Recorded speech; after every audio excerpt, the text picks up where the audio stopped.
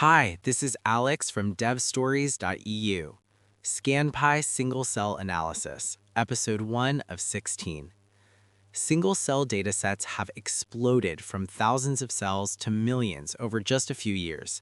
Try loading that scale into older, memory-heavy toolkits and your machine will choke. That is the exact problem Scanpy solves.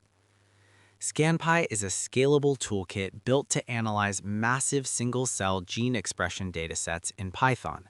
It handles memory efficiently by relying on a highly specific foundational data structure. That structure is called annotated data, or AnnData. People coming from standard tabular data often assume AnnData is just a customized pandas data frame. It is not. A single data frame is far too flat for single-cell biology. In a single-cell experiment, you have a massive matrix of expression counts, but you also have complex metadata about the cells and entirely separate metadata about the genes. AnnData is a multi-dimensional container that binds the core matrix and all its associated metadata tightly together in one synchronized object.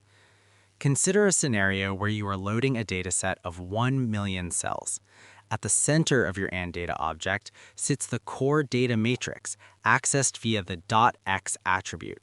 This is a two-dimensional matrix holding your actual numerical values, typically gene expression counts. The rows always represent observations, which are your individual cells, and the columns always represent variables, which are your genes. For a dataset of 1 million cells, .x is almost always stored as a sparse matrix to conserve RAM. Here's the key insight. The matrix in .x does not store its own row or column names.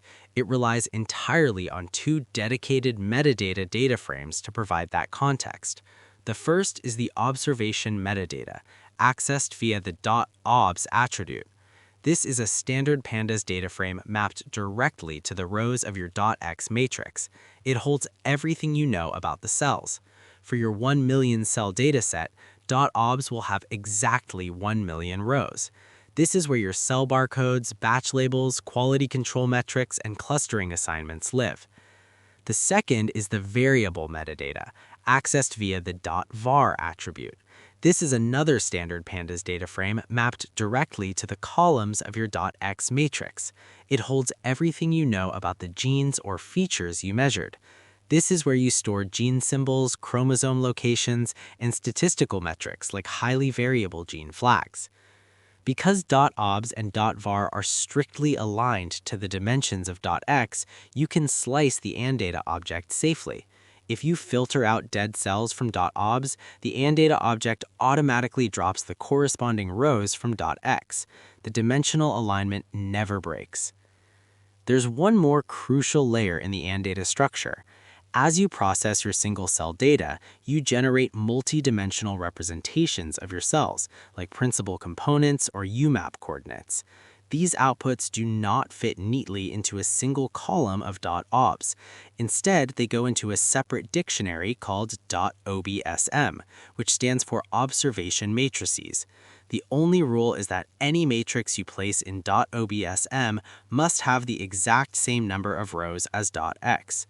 By keeping the core matrix, the cell metadata, and the gene metadata locked in one self-updating structure, AnnData guarantees your data stays perfectly synchronized from the first filtering step to the final visualization.